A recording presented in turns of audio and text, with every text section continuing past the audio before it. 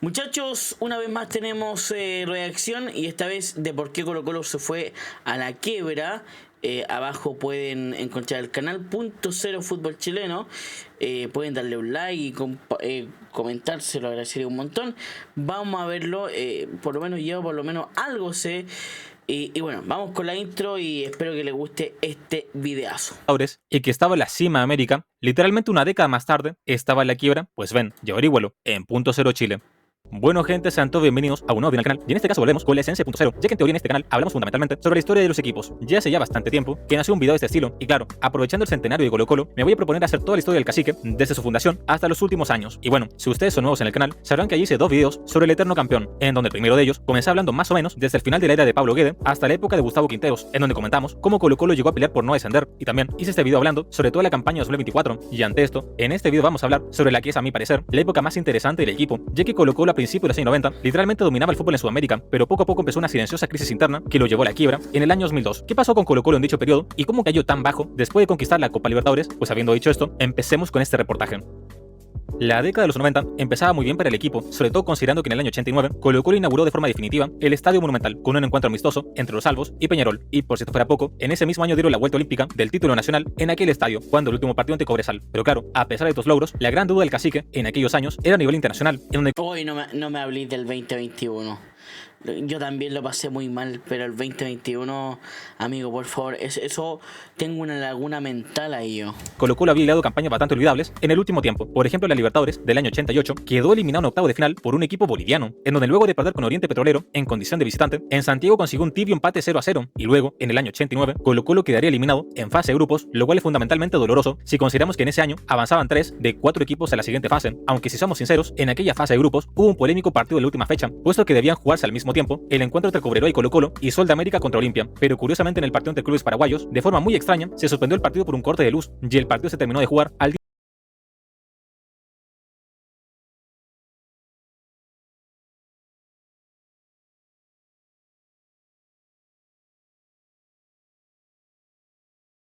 día siguiente, en donde ambos clubes ya sabían exactamente el resultado que les servía para clasificar ambos, y por arte de magia, justamente ha sido dicho resultado, pero a pesar de esta aparente trampa, aún así Colo Colo tenía todo en sus manos para clasificar y lo desaprovechó. Pero bueno, con estos antecedentes, el cacique ya tenía bastante claro en qué debía enfocarse en la década de los 90, y se podría decir que el primer año se empezaría a ver una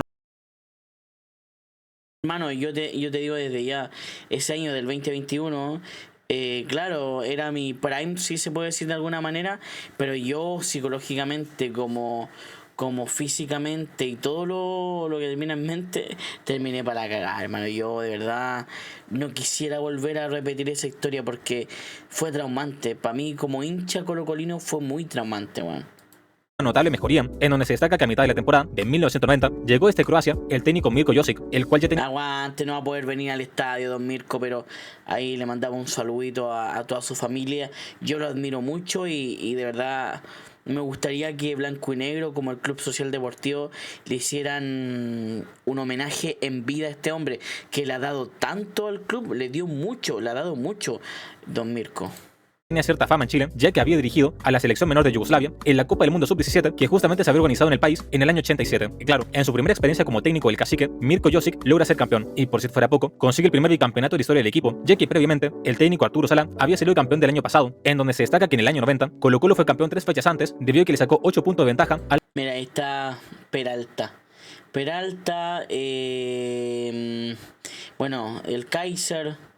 ¿Quién más de acá reconozco? Ay, se me olvida. Bueno, Morón, al lado de Morón, ¿cómo es que se llama? Cóndor, el Cóndor, no es Cóndor, ¿cómo? Quintana, ¿no? Ay, ¿cómo es que se llama? Se me va el nombre, weón. La puta madre.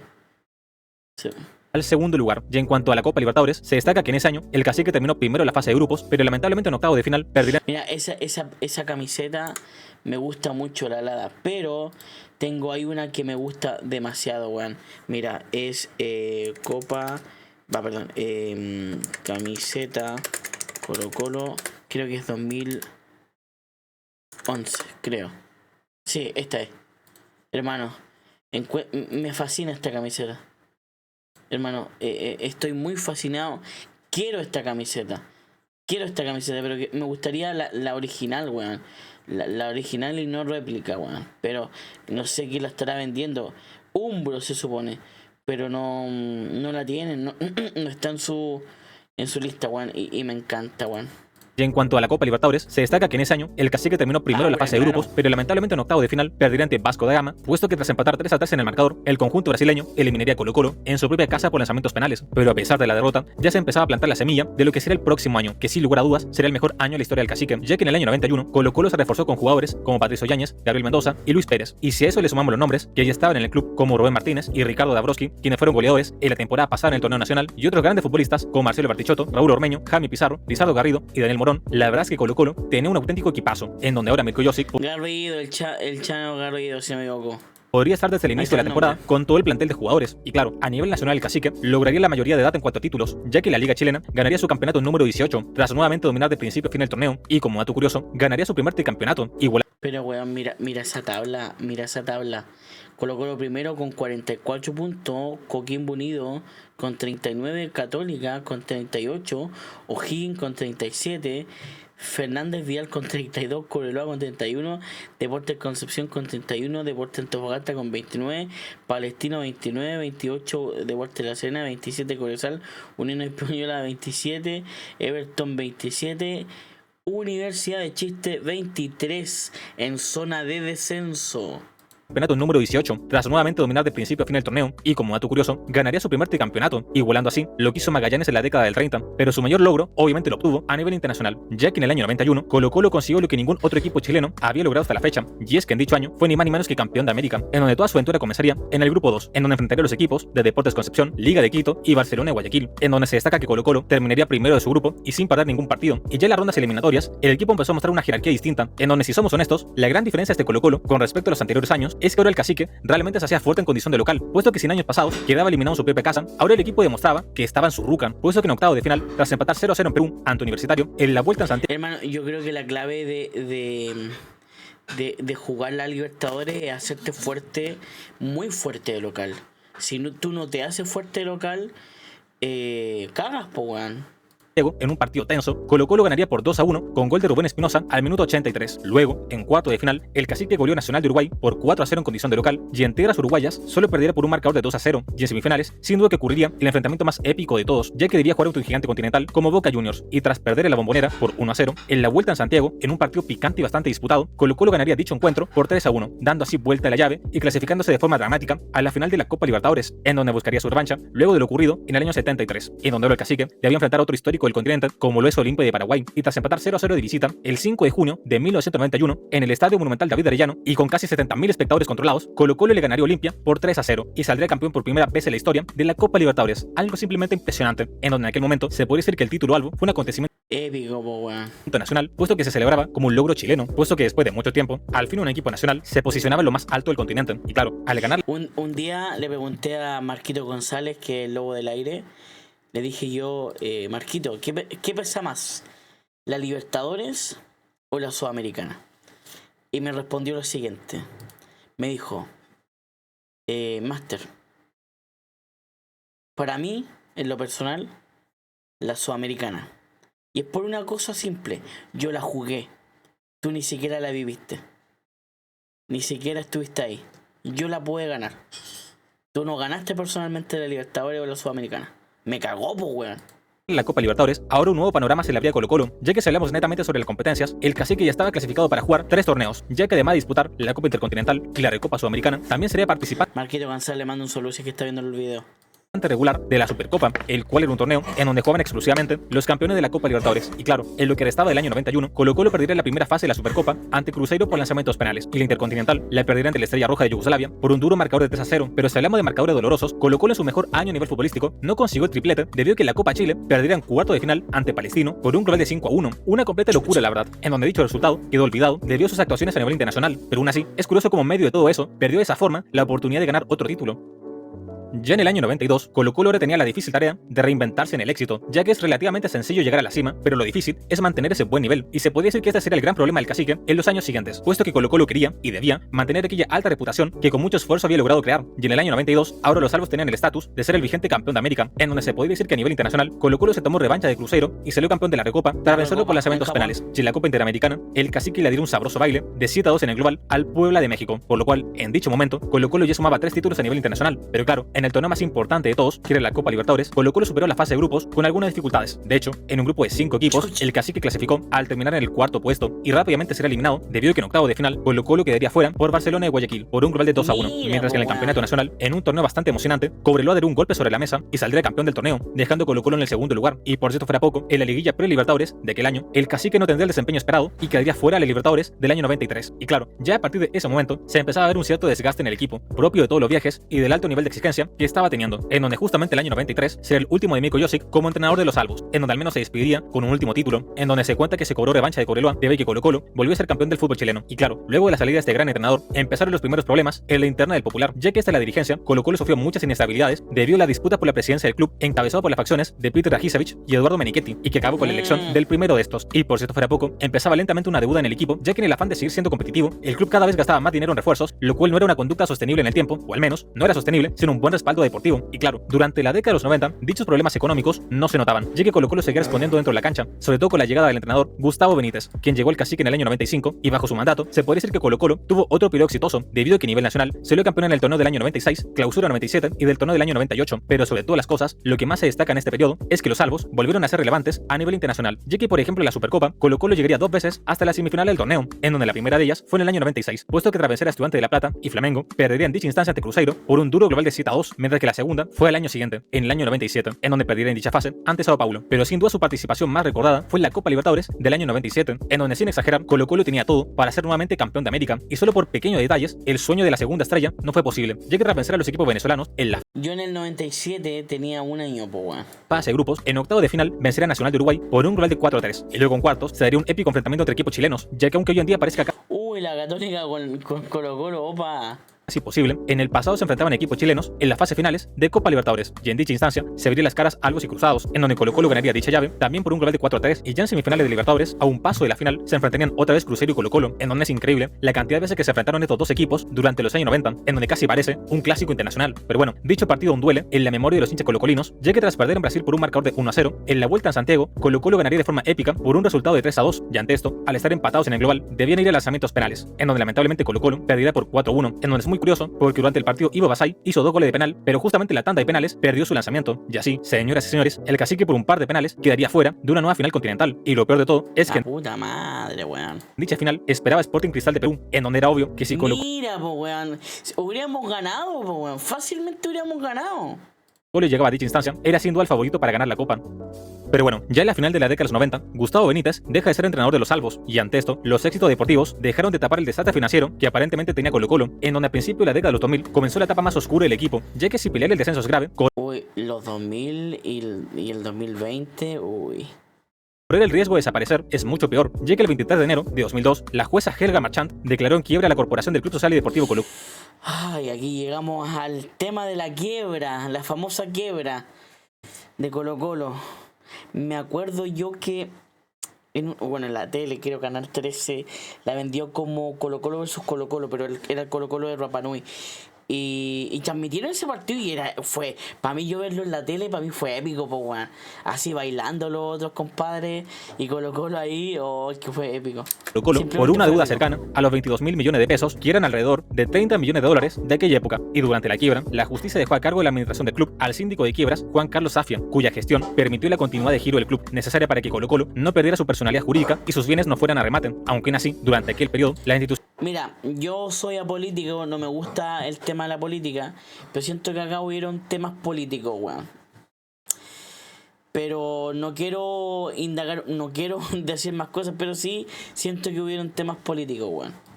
La institución sufrió la venta de gran parte de su patrimonio, como la sede del club o el Teatro Monumental, y además de esto, se eliminaron varias ramas deportivas no profesionales y también se borró el Instituto de Estudios para futbolistas del club. Pero claro, si pusieron atención, antes mencioné que Colo-Colo aparentemente tenía una duda, ya que hasta el día de hoy diversas voces aseguran que el cacique fue perjudicado a propósito y que en realidad nunca Acá está, lo que les digo yo. Estuvo en quiebra. Y claro, para saber si esto es cierto, hay que remontarnos a los orígenes del problema. Y es que si somos honestos, todo el problema de Colo-Colo fue por una clásica lucha de poder, puesto que antes de la década de los 90, Peter Rajicevich y Eduardo Menichetti llegaron... Siempre va a haber lucha de poder, po, weón. Imagínate, por tener más plata, por tener poder, más que nada, valga la redundancia, queda la cagada, po, weón. A ser un gran equipo, y esta pareja unida hizo grandes cosas por Colo-Colo, en donde se destaca el logro de tener un estadio propio, pero a partir de los años 90, dicha pareja se rompió, y para el año 91, Menichetti era el presidente del equipo, mientras Colo-Colo estaba en la cima de América, en donde para algunos, los errores de Menichetti fueron no haber vendido, después de la Copa Libertadores, a sus jugadores estrellas, evitando así el riesgo de su desvalorización por el desgaste, y así obtener mayores recursos, en donde por ejemplo Bartichotto fue vendido un año y medio después, y no al fútbol europeo, sino al mexicano, por un 50% menos de su valor, en donde como mencionaba durante el rendimiento de sus campañas, luego de ganar la Libertadores, se notaba mucho el bajón de rendimiento en el equipo, y claro, en el año 94, asume Peter Rajicevich como presidente del club, y según sus propias declaraciones, ya desde que él asumió, el equipo tenía deudas de alrededor de 8 millones de dólares. Sin embargo, debido a los altos ingresos que tenía el equipo, tanto por derecho de televisión como por sus participaciones internacionales, permitía que el equipo continuara su curso normal. Y claro, según él, en el año 97, Colo-Colo tuvo ingresos de 21 millones de dólares, lo cual generó que la dirigencia de Rajicevich comenzara a invertir grandes cantidades de dinero para repetir los mismos resultados que tuvo el equipo a principios de la década. Pero su dirigencia no fue exenta de polémicas, ya que otra figura importante durante aquel periodo fue Jorge Vergara, en donde según diversas personas que estaban dentro del club, como por ejemplo Luis Cuadros, quien fue ex gerente de finanzas de Colo-Colo durante aquel momento, mencionaba que nadie sabía a ciencia cierta el cargo de Jorge Vergara. En donde él cuenta una anécdota que mencionaba que le dijeron que debía entregarle un cheque de $1000 a él para sus viajes en el extranjero para contratar jugadores y empresarios, y cuando Jorge Vergara volvió de viaje le pidió que le rindiera cuentas, pero Jorge decía que no le tenía que dar cuentas a nadie y que no sabían cómo se manejaba el equipo. Y La puta madre, weón. O sea, el loco así hacen y deshacen, po, weón.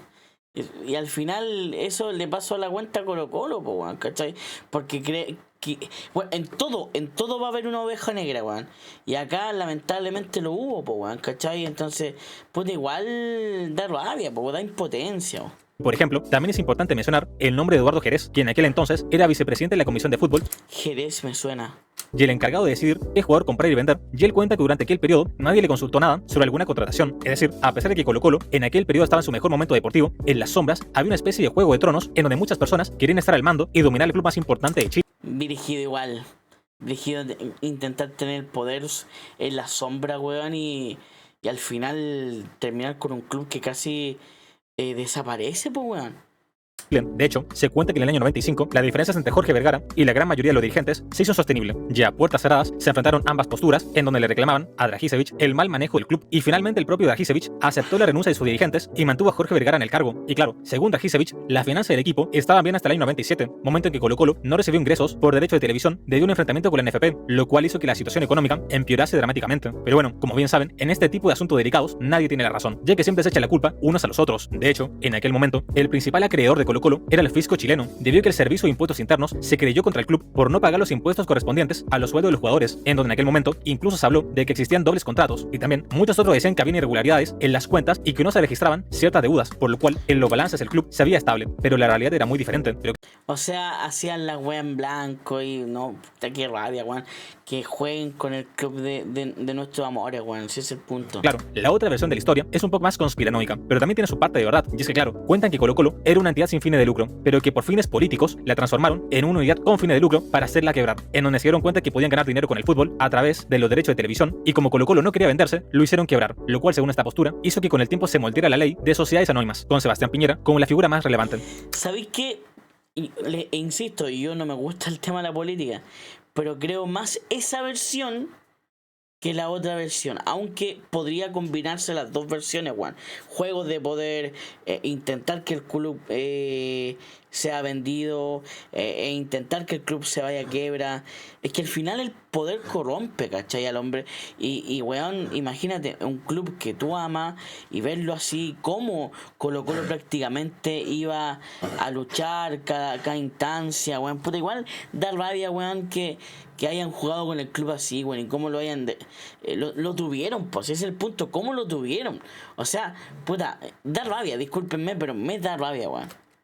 Pero bueno, continuando con la historia, a fines de 2001, la Sociedad Chilena de Leasing, encargada de instalar el marcador electrónico del Estadio Monumental, solicitó a la justicia la quiebra de la corporación por una deuda de 270 millones de pesos, y a esto se sumó una demanda del Servicio de Impuestos Internos por cerca de 6.000 millones, la cual comentaba anteriormente. Y así fue como en enero de 2002 se declaró la quiebra de la corporación, en donde días más tarde, Peter Dragicevic llegó a un acuerdo extrajudicial con la Asociación Chilena de Leasing al cancelar 59 millones de su propio bolsillo, y debido a esto, se especuló con el alzamiento de la quiebra. Sin embargo, más tarde el exjugador del club, Juan Carlos González, se sumó a la demanda de quiebra por una deuda de 160 millones que el equipo mantenía con él desde el año 2000, y con la aparición de nuevos acreedores en los siguientes días, provocó que en definitiva la jueza Marchand ratificase el estado de quiebra, con lo cual Juan Carlos Safia, quien era el síndico de quiebra de Colo-Colo, declaró que el club se encontraba en un estado financiero crítico, no descartando que este debiese cesar sus actividades. Y claro, para asegurar la continuidad del cacique, el síndico despidió a más de 100 trabajadores de la institución y redujo la remuneración de los futbolistas entre un... Qué la cagada, po, weón. Hay algunos que se fueron, después volvieron. No, qué terrible, weón. 30 y un 70%, lo que desencadenó en la partida de varios jugadores y además disminuyó a casi un tercio los gastos del club. Y luego en febrero de 2002, ya con todos los problemas que tenía Colo-Colo, Peter Dragicevic renunció a la presidencia de la corporación, y por si fuera poco, incluso corrían rumores de que se podía vender el Estadio Monumental, algo simplemente insólito. Pero cuando el equipo estaba en las últimas, Weón, pero si querían vender todo,